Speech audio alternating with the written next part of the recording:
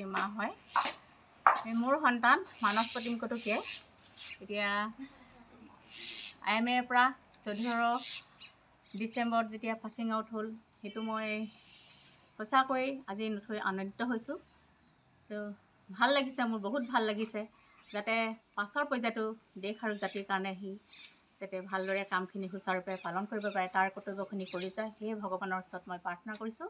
আৰু আপোনালোকেও যাতে আশীৰ্বাদ কৰক, ৰাইজৰ আশীৰ্বাদ কৰক, সেয়ে মোৰ অনুৰোধ। ধন্যবাদ। মই লেফটেনেণ্ট মানস প্ৰতিম কটকী। যোৱা 14 ডিচেম্বৰ 2024 মই ইণ্ডিয়ান আৰ্মিত কমিশ্যন হ'লোঁ আৰ্টিলাৰী বিভাগত। আৰু ইয়াৰ পিছতে মই মোৰ যাত্ৰা আৰম্ভ কৰিম কাশ্মীৰত জইনিং কৰি।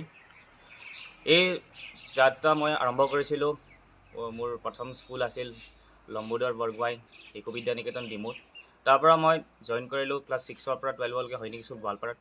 তাত 7 বছৰ অধ্যয়ন কৰাৰ পিছত 2021 মই জইন কৰিলোঁ নেশ্যনেল ডিফেন্স একাডেমি পুনেত 3 বছৰৰ বাবে। তাত 3 বছৰ ট্ৰেইনিং কৰাৰ পিছত মই ইণ্ডিয়ান মিলিটাৰী একাডেমিত জইনিং কৰিলোঁ ফাইনেল 1 বছৰ। আৰু ফাইনেল 1 বছৰ তাত ট্ৰেইনিং খতম হোৱাৰ পিছত যোৱা 14 ডিচেম্বৰ তাৰিখে মোৰ ট্ৰেইনিং খতম হ'ল। তাতে মোৰ কমিশ্যনিং হ'ল, পাছিং আউট পেৰেড হ'ল। তাত এজ এ লেফটেনেণ্ট মই কমিশ্যন হ'লোঁ। আৰু তাৰপিছত এতিয়া মই নিজৰ জীৱনৰ পিছৰ যোনটো পৰ্যায় তাত আৰম্ভ হ'ব কাশ্মীৰত। আৰু এই মোৰ জীৱনৰ যিমানখিনি যাত্ৰা আছিল, তাত মই সেই যাত্ৰাত মই নিজৰ পেৰেণ্টছ, টিচাৰ্ছ, ফ্ৰেণ্ডছ সকলোলৈ থেংকফুল। কাৰণ সৈনিক স্কুল গোৱালপাৰাৰ পৰা আৰম্ভ কৰি নেশ্যনেল ডিফেন্স একাডেমি আৰু ইণ্ডিয়ান মিলিটাৰী একাডেমিত এই মোৰ পেৰেণ্টছে যিমান কষ্ট কৰিছে, আৰু সেই কথা মই কেতিয়াও ৱৰ্ডছত এক্সপ্ৰেছ কৰিব নোৱাৰোঁ। জাষ্ট মই অনুভৱ কৰিব পাৰি কিমানখিনি কষ্ট কৰিছে, মই অকল ফিল কৰিব পাৰোঁ পেৰেণ্টছে যিমানখিনি কষ্ট কৰিছে। মোৰ টিচাৰ্ছে হওক, মোৰ ফ্ৰেণ্ডছে হওক, যিমানখিনি মোক ছাপৰ্ট কৰিছে, কিন্তু মই কেতিয়াও পেৰেণ্টছক দিব নোৱাৰোঁ। জাষ্ট মই পেৰেণ্টছক থেংকফুল, পেৰেণ্টছলৈ থেংকফুল। আৰু এই 14 ডিচেম্বৰ তাৰিখে পেৰেণ্টছে যিটো মোৰ লৈ যি গৌৰৱ অনুভৱ কৰিছিল, আৰু সেইটো মানে ৱৰ্ডছ অফ অনুভৱ আপোনাক ক'ব নোৱাৰি। সেইবাবে মই বহুত থেংকফুল। ধন্যবাদ। কটকী মা হয়। মোৰ সন্তান মানস প্ৰতিম কটকীয়াই এতিয়া IMA পৰা 14 ডিচেম্বৰত যেতিয়া পাছিং আউট হ'ল, সেইটো মই সঁচাকৈ আজি নথৈ আনন্দিত হৈছোঁ। ভাল লাগিছে, মোৰ বহুত ভাল লাগিছে, যাতে পাছৰ পৰ্যায়তো দেশ আৰু জাতিৰ কাৰণে সি যাতে ভালদৰে কামখিনি সুচাৰুৰূপে পালন কৰিব পাৰে, তাৰ কৰ্তব্যখিনি কৰি যায়, সেয়ে ভগৱানৰ ওচৰত মই প্ৰাৰ্থনা কৰিছোঁ। আৰু আপোনালোকেও যাতে আশীৰ্বাদ কৰক, ৰাইজৰ আশীৰ্বাদ কৰক, সেয়ে মোৰ অনুৰোধ। ধন্যবাদ। মই লেফটেনেণ্ট মানস প্ৰতিম কটকী। যোৱা 14 ডিচেম্বৰ 2024 মই ইণ্ডিয়ান আৰ্মিত কমিশ্যন হ'লোঁ আৰ্টিলাৰী বিভাগত। আৰু ইয়াৰ পিছতে মই মোৰ যাত্ৰা আৰম্ভ কৰিম কাশ্মীৰত জইনিং কৰি। এই যাত্ৰা মই আৰম্ভ কৰিছিলোঁ, মোৰ প্ৰথম স্কুল আছিল লম্বোদৰ বৰগোহাঁই শিশু বিদ্যা নিকেতন ডিমুত।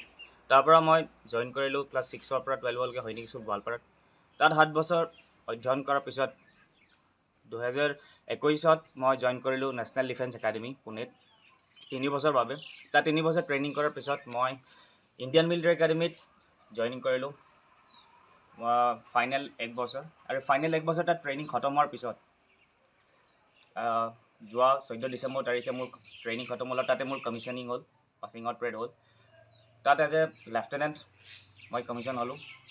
আৰু তাৰপিছত এতিয়া মই নিজৰ জীৱনৰ পিছৰ যোনটো পৰ্যায় তাত আৰম্ভ হ'ব কাশ্মীৰত।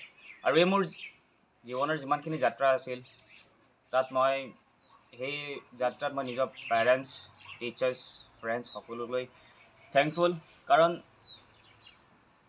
সৈনিক স্কুল গোৱালপাৰাৰ পৰা আৰম্ভ কৰি নেশ্যনেল ডিফেন্স একাডেমি আৰু ইণ্ডিয়ান মিলিটাৰী একাডেমিত এই মোৰ পেৰেণ্টছে যিমান কষ্ট কৰিছে, আৰু সেই কথা মই কেতিয়াও ৱৰ্ডছত এক্সপ্ৰেছ কৰিব নোৱাৰোঁ।